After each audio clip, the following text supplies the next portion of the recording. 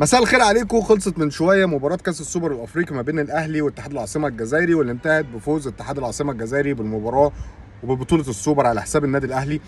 طبعا لازم نهني المدرب ولاعيبه اتحاد العاصمه الجزائري اللي عملت الف حساب للاعيبه النادي الاهلي بالمدرب، وعارفين ان هم بيقابلوا اقوى فريق حاليا في افريقيا، الفريق اللي فايز ببطوله افريقيا اخر ثلاث مرات اخر 4 سنين، اقوى فريق في افريقيا حاليا والمصنف عالميا وثالث العالم، واللعيبه الكبيره اللي هو بينتدبها واللي موجوده. وده عكس اللي عمله النادي الاهلي خالص. لعيبه النادي الاهلي ما عملتش حساب لفرقه اتحاد العاصمه، بالعكس هم رايحين عارفين ان هم كسبانين المباراه وكسبانين كاس السوبر. كميه استهتار وفرص ضايعه في الشوط الاول يعني ما فيش مثيل لها. يمكن اللعيبه ما اتجهزتش نفسيا، لعيبه كتير قوي قوي قوي واقعه بدنيا، حاجات كتير قوي كانت بايظه النهارده، وحاجات كتير قوي قوي قوي كولر ما عملش حسابها، وخصوصا التاهيل النفسي للعيبه. انا ما ينفعش ان انا اتفرج على لعيبه النادي الاهلي وهي نازله عشان تضيع في فرص، او هي نازله وهي عارفه ان هي كده كده هتكسب. ده انا ما بشوفوش ومش متعود عليه من لعيبه النادي الاهلي. اول حاجه بس عايز اقولها، انا مش عايز اشوف كهربا تاني مهاجم ولا صلاح محسن. احنا استحملنا الناس دي كتير قوي السنه اللي فاتت عشان ما كانش فيه بديل، وكان معاهم محمد شريف اللي انا شايفه ان هو بنص مستواه احسن من الناس دي. كهربا مفيش سرعه، مفيش لياقه، مفيش مهاره اللي كان متعودين عليها زمان، ما بيعرفش يسجل بالراس. غير كده رجليه ضعيفه جدا على المرمى. الميزه الوحيده اللي كانت بتميز كهربا وسط المهاجمين ان هو بيعرف يتمركز صح. وتاني حاجه، اللعيب كان موفق جدا جدا السنه اللي فاتت. ده انا ما شفتوش النهارده. كهربا بره الماتش من اول ما الماتش ابتدى، هو معاه مشكله مع الحكم، هنخلصها مع بعض بعد الماتش.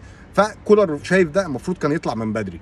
نزل بقى صلاح محسن، يعني خلاص بقى كهربا طلع، نزل صلاح محسن. صلاح محسن انا بالنسبه لي اللي انا شفته النهارده، اللعيب ده ما لعبش كوره بقاله سنه، يعني مستواه.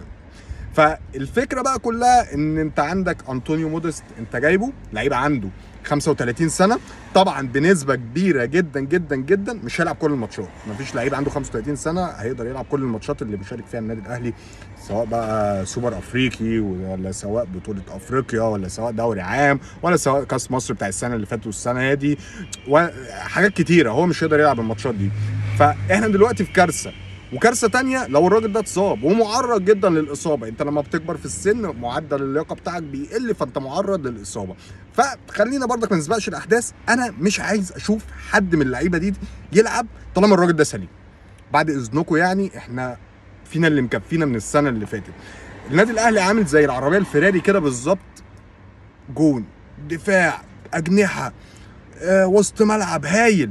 بس انت حاطط على العربيه الفيراري ده موتور موتوسيكل. انت حاطط على العربيه الفيراري ده بدون مهاجم موتور موتوسيكل، مش قادر تجري بسرعه. راكب عربيه والدنيا هايصه معاك، بس تيجي تجري لا مفيش. انت برضك بالظبط النادي الاهلي بتلعب، بتباصي، بتنقل، بتعرض. بالمناسبه احنا ما شفناش الكلام ده النهارده يعني، بس هو من زمان يعني من السنه اللي فاتت ده اللي بيحصل. كل حاجه مهارات وكل حاجه، تيجي عند الجون بتضيع. ليه؟ مفيش مهاجم. جبنا المهاجم اهو الحمد لله، يلعب سنه وان شاء الله يعني لو طلع كويس هنمديله سنه كمان يعني. بس برضك في مشكله، انا من وجهه نظري لسه في مشكله ان الراجل ده مش هيقدر يفيدك طول الموسم بسنه ده. بس ما علينا، ادينا حلينا جزء من المشكله. اللي حصل بقى النهارده ان انت لعيبه كتير جدا جدا واقعه بدني. امام عاشور على فكره كويس، كان عاجبني جدا. رضا سليم برضك كويس بس واقع بدني. حسين الشحات النهارده انا ما اعرفش كان بيعمل ايه في الملعب، ما اعرفش كان بيعمل ايه في الملعب. اليو ديانج بسم الله ما شاء الله كويس. مروان عطيه يمكن خرج لان هو كان مشارك مع المنتخب في الماتش الاولاني، فاللياقه البدنيه برضك قلت شويه. محمد هاني ما زال بقى سلسال الاخطاء شغال، ضربه جزاء ملهاش اي لازمه في الحياه. يعني اللعيب اصلا بيباصي، لا هيشوط ولا بيرقص ولا هجمه خطيره ولا اي حاجه، بس يعني ضربه جزاء كده مع السلامه ملهاش اي لازمه. انا مش زعلان على كده ان بطوله الاهلي خسرها. كده كده كاس السوبر ده بالنسبه لي ما يعتبرش بطوله، ما فيش بطوله من ماتش واحد. احنا بنفضل نقول بطوله وكاس سوبر وبتاع، بس هي بطوله او مباراه تحضيريه زيها زي الماتشات الوديه.